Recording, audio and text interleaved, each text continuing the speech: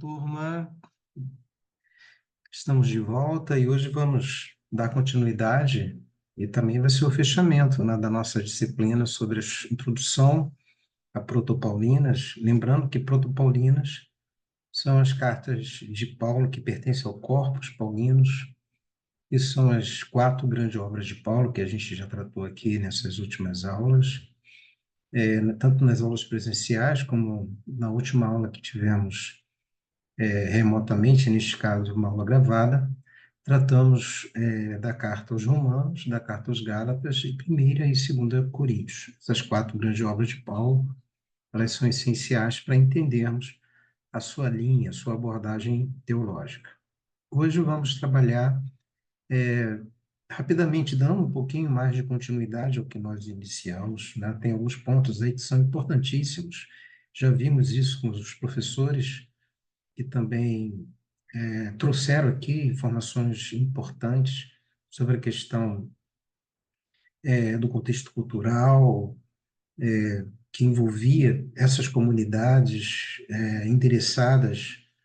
que foram endereçadas essas cartas, né? Tanto romanos, né, que é a capital do império, assim como também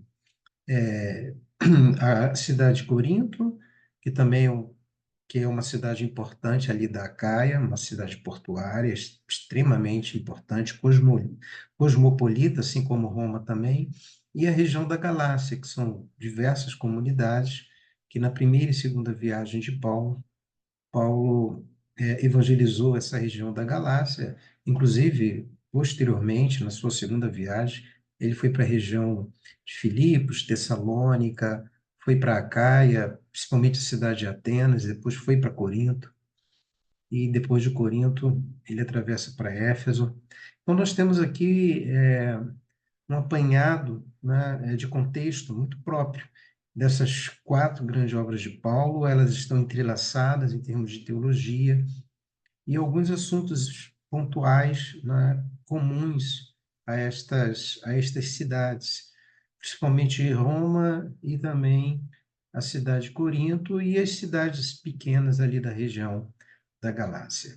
Hoje eu quero compartilhar com vocês aqui algumas coisas que são realmente importantes para a gente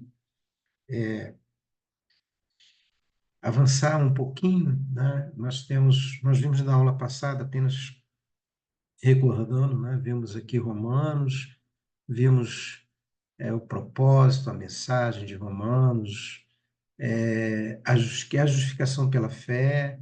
Vimos também a questão da carta aos Gálatas, tanto o contexto de época, a mensagem, né? Que também é a justificação pela fé, a liberdade em Cristo, o fruto do Espírito. E depois vimos também a carta aos Coríntios, a primeira carta, e a segunda carta. A primeira retrata da unidade no corpo de Cristo, amor como o maior dom, a ressurreição dos mortos, são temas importantes, relevantes na primeira carta. E a segunda carta, o ministério da reconciliação e o poder de Deus nas fraquezas. Então, a gente deu uma, uma, uma ênfase, né, a essas mensagens aí nessas cartas. Então, também daqui a pouco eu já quero trabalhar com vocês, porque tem coisas aí importantes para a gente dar continuidade, e eu vou apresentar para vocês aqui também, dando esta sequência, né, que ela é muito importante, só para a gente rever alguns pontos. E eu queria, aqui em Romanos, duas coisas que a gente não pode, sabe, perder. Primeiro, é que a questão da teologia da justificação pela fé, ela é de fundamental importância, não só como teologia paulina, mas também como teologia cristã e teologia evangélica. A gente sabe que Martim Lutero, o grande reformador, baseado na carta de Paulo aos Romanos, ele vai trabalhar aí a teologia da justificação pela fé, e que vai ser aí talvez a grande força motora e todo aquele processo de luta, né, de Lutero aí com a Reforma. E Paulo ele quer nesta carta explicar a natureza da justiça de Deus através da fé em Jesus Cristo, né, que não é uma iniciativa nossa, a não ser uma iniciativa divina, é Deus que vem ao encontro do homem e nesse encontro de Deus com o homem que se dá, né, através da encarnação, através da vinda de Jesus Cristo, né, e da sua entrega, da sua crucificação, da sua morte e ressurreição, e todo esse processo redentor de Jesus Cristo é o meio pelo qual a justiça de Deus ela se estabelece. E essa justificação, né, que é uma providência divina para a humanidade, ela é revelada, então, através da fé em Jesus Cristo. Também Paulo ele vai destacar aqui em Romanos que a situação humana ela é harmoniosa, porque todos os homens pecaram e todos estão destituídos da glória de Deus, mas, né, são justificados gratuitamente pela sua graça, por meio da redenção que há em Cristo Jesus, como Romanos 3, 23, 24. Então, mais uma vez aqui, essa ênfase, né, do pecado, da graça, a graça por meio da redenção em Cristo Jesus e a justificação que se dá, então, pela fé. Então, o que Paulo ele faz aqui é enfatizar que a fé em Cristo é o meio pela qual os crentes são justificados, não pelas obras da lei. Então, se eu pego Romanos, no capítulo 3, versículo 28, e eu quero fazer essa leitura aqui com vocês rapidamente, porque justamente é o que Paulo ele enfatiza aqui, capítulo 3, versículo 28. Concluímos, pois, que o homem é justificado pela fé, independente da obra da lei. Então, totalmente mediante a fé e não mais pela obra da lei. Aqui tem tudo uma situação complexa aqui, principalmente para os judeus, né? Que preconizava a lei como um ponto fundamental para eles, e agora eles precisam é, ter um olhar bem diferenciado, é totalmente antagônico ao que eles pensam e imaginam, dentro daquilo que eles acreditam na Torá, aquilo que eles acreditam enquanto lei, e aquilo que Paulo está colocando aqui para eles, né? Então, a salvação para o judeu se estabelecia através de uma obediência à lei. Então, o que a lei preconizava deveria ser obedecido, e essa obediência à lei era a relação, então, que eles viveriam com Deus e com a comunidade.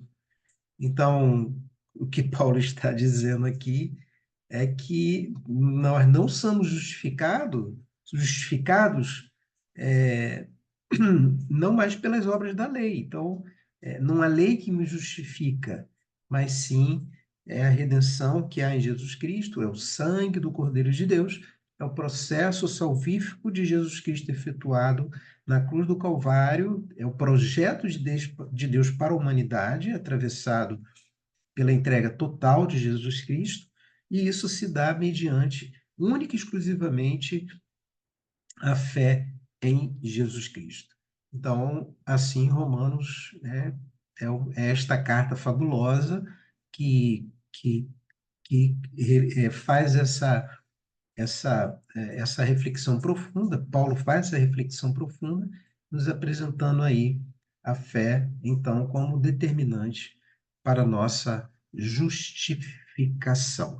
Eu também quero rapidamente avançar um pouquinho, porque nós temos que, além da justificação pela fé, o pecado é graça, porque o que Paulo discute aqui em Romanos é a natureza desse pecado, né? Como que esse pecado ele entrou no mundo. Então, Adão, e foi através de Adão que o pecado ele é uma desobediência a uma ordem positiva de Deus, Então, houve uma desobediência a uma ordem positiva de Deus. É assim que o judeu vê o pecado, como uma desobediência a uma lei. Então, a harmatia, né, essa coisa do pecado no mundo grego, tem uma perspectiva um pouco diferente, né, é errar o alvo. Mas dentro do pensamento judaico, tá numa questão simples de obedecer e não obedecer. Então, desobedecer uma lei, isso se considera uma transgressão, isso é o pecado. Então, Adão, ele transgride a lei, e assim o pecado, ele tem uma influência na humanidade. Então, somente pela graça que veio através de Jesus Cristo, conforme Romanos capítulo 5, que Paulo vai dizer: justificados, pois, mediante a fé, temos paz para com Deus por meio de nosso Senhor Jesus Cristo, Romanos 8:1. Então, não há aqui para Paulo mais esse elemento no sentido da obra da lei, mas sim especificamente é uma graça, é uma atitude, é um ato livre de Jesus Cristo, de Deus, em Jesus Cristo, para a nossa salvação. E a segunda coisa que no pecado é graça é que há uma teologia, então, da união com Cristo em sua morte e ressurreição, né? E essa união, né, entre morte do Senhor Jesus Cristo na cruz do Calvário, a sua morte vicária, a sua morte redentora, fazendo parte do projeto de salvação de Deus para a humanidade. Então, não somente a morte, mas evidente a sua ressurreição. Então, morte e ressurreição, ela é fundamental para a santificação dos crentes. Romanos, capítulo número 6, Paulo, então, ele vai colocar isso aí, né? Sobre essa relação, né? No versículo 5, porque se formos unidos com ele na semelhança da sua morte, certamente seremos também na semelhança da sua ressurreição. Então, somos unidos a Cristo, por isso que essa teologia da união com Cristo em sua morte, né? Se morremos com ele na cruz do Calvário, também ressuscitamos com ele. Então, morte e ressurreição é uma união aí completa com Cristo, né? Morte, e morremos com Cristo ali na morte dele, e ressuscitamos com Cristo ali na sua ressurreição. E a terceira coisa aqui, em Romanos ainda, que a gente poderia aprofundar, é a relação de Israel e os gentios. Aqui Paulo aborda a questão do papel de Israel no plano de Deus e a inclusão dos gentios. Então, Israel, ele tem um papel, a gente sabe disso, fundamental, né? Todo o Antigo Testamento aponta, né, para esse movimento, essa dinâmica de Israel enquanto povo escolhido, uma nação separada por Deus, desde o processo lá dos antepassados, né, de Israel, né, a gente poderia colocar ali dentro da pré-história de Israel, e a pré-história de Israel antes de Israel ter a sua história, né, enquanto Estado, enquanto nação. Então, na pré-história de Israel, a gente vai ver Abraão, a gente vai ver Isaac, primeiro chamamento de Abraão, né? Deus tira ele lá da região da Mesopotâmia e dentro de um universo, dentro de um mundo religioso politeísta, né? Ele ouve uma voz, ele identifica o Deus El, o Deus Elohim, que era um Deus que era um Deus mesopotâmico, fazia parte da divindade mesopotâmica, assim como eles viam, né? E ali, a partir dali, ele simplesmente obedece a essa ordem, é, é, e, e ele é separado, né? Enquanto aquele que vai ter todo um trânsito, né, até chegar à Terra Prometida. A gente conhece muito bem a história de Abraão e a gente sabe que as suas características de seminômade, todo aquele processo por onde ele anda, todas os momentos, né, que a sua fé é testada, é trabalhada, e posteriormente os seus descendentes, assim como Isaac, depois Jacó, e por fim ele se estabelece no Egito, e do Egito, Deus levanta Moisés e peregrinam pelo deserto até chegar, então, agora à terra prometida a Abraão, a terra de Canaã. Então, a gente tem toda uma trajetória, toda uma história entre essa pré-história, ou a história dos antepassados, até a história da nação, até a nação ela se tornar primeiro uma união tribal, primeiro ela é uma união de tribos, né, uma confederação, depois se transforma numa confederação de tribos com o rei, né, com um rei que eles vão escolher, né, para reinar sobre eles. Primeiro o rei Saul e depois o rei Davi, e assim sucessivamente. Então, nós temos toda uma história no Antigo Testamento mostrando essa relação de Deus com Israel. E Paulo aqui ele coloca esse projeto, esse plano de Deus, mas que isso não se limitaria somente a Israel. Aliás, na promessa que a gente encontra lá em Gênesis 12, né, abençoarei todas as famílias. Deus diz isso para Abraão, que através dele todas as famílias seriam abençoadas, as famílias da terra. Então, observa aí essa expansão, não é? Ou seja, Deus não estaria se limitando somente ao Estado de Israel, né? À nação de Israel, mas a nação de Israel faz parte do plano de Deus e os gentios eles seriam inclusos, né? Nesse momento aí posterior. E no capítulo de 9 a 11, os capítulos finais de Romanos estarão retratando isso daí. Bem, vamos avançar um pouquinho, porque temos também a carta aos Gálatas, já vimos isso. Também fala sobre justificação pela fé, mas agora é fé versus obras da lei, né? Gálatas também enfatiza essa justificação pela fé, como em Romanos, mas tem um tom mais polêmico, principalmente contra aqueles que tentavam impor a circuncisão e outras práticas judaicas aos cristãos gentios, né? Gálatas, a gente abrir lá Gálatas capítulo 2 e versículo 1, a gente vai ver lá essa questão que diz o seguinte, Gálatas 1,16, perdão. Sabendo, contudo, que o homem não é justificado pelas obras da lei, se, mediante a fé em Cristo Jesus, não também temos crido em Cristo Jesus para que fôssemos justificados pela fé em Cristo e não por obras da lei, pois por obras da lei ninguém será justificado. Então, a gente sabe que naquele movimento de Paulo na sua primeira e segunda viagem na região da Galácia, ele ia e ele fazia isso é, é, de forma proposital, ele ia primeiramente nas sinagogas daquela região da Galácia, encontravam muito judeus, né? Mas sabemos que também alguns judeus posteriormente passarão a seguir Paulo e vão tentar é, é, dar um descrédito a tudo o que Paulo estava ensinando. Eles vão ser contra isso daí.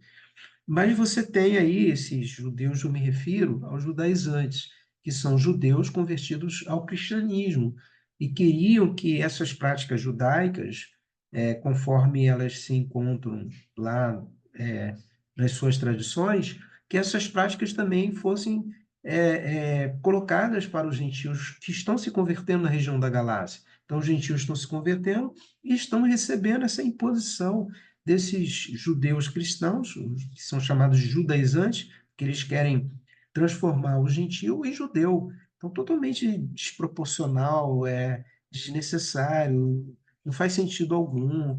E eles queriam isso, né? Que esses, então, cristãos gentios se submetessem à prática da circuncisão.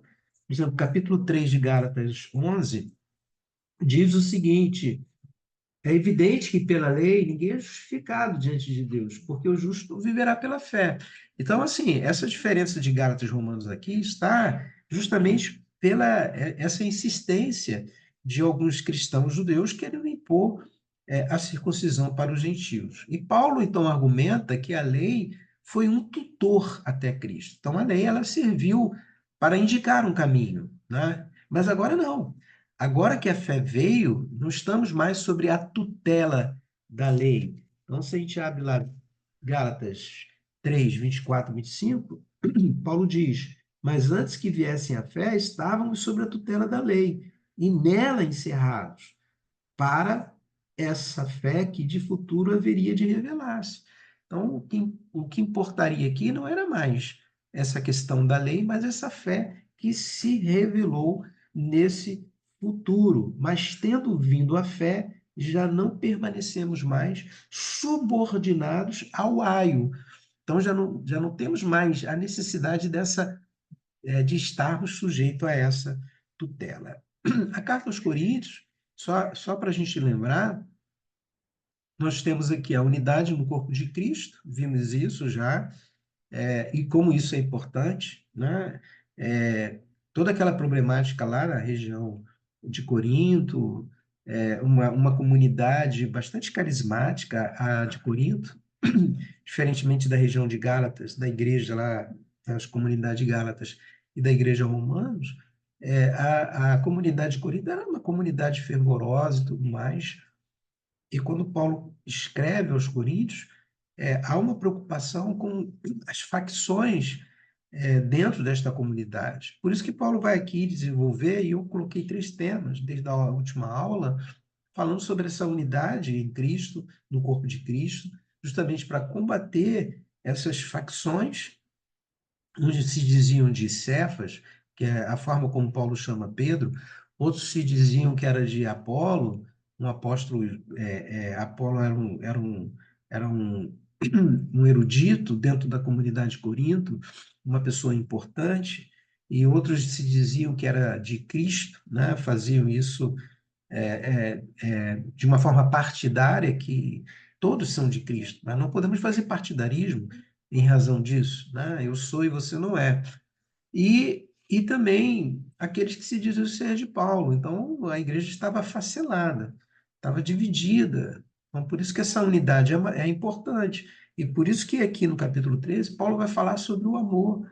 Inclusive, o amor é um caminho mais excelente do que o próprio dom.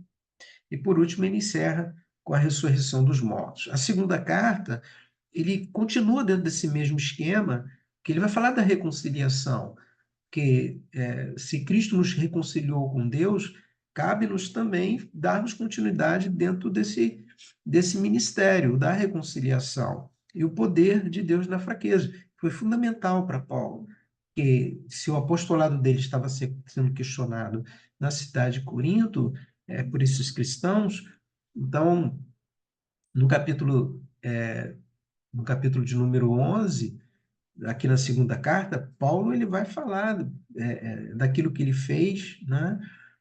Mas ele coloca a sua fragilidade no capítulo 12, né? O espinho na carne. Então, mostrando também esse lado da imperfeição, esse lado da impotência, esse lado da fraqueza, que é bem próprio de todos os seres humanos, e Paulo também não está fora disso daí, apesar dele ser apóstolo. Então, o apostolado dele é questionado, mas aqui ele está, na segunda carta principalmente, ele também vai sair em defesa é, do seu apostolado. Então, na próxima aula, nós vamos continuar falando aí sobre, dando continuidade, né, a esses temas que a gente está abordando aqui nas 4 grandes obras de Paulo, e hoje a gente está fazendo aí uma pincelada mais uma vez, trazendo esse conteúdo interessante para vocês. E assim, eu queria pedir a vocês que pudessem ler estas cartas. Pega a carta aos Romanos, leia junto com a carta dos Gálatas ao mesmo tempo, lê um capítulo aqui, outro capítulo ali, e vai se identificando com esse movimento, né, em ambas as cartas, assim também como 1ª e 2ª Coríntios, é importante essa leitura. Então, daqui a pouco mais nós estaremos em um outro encontro aqui.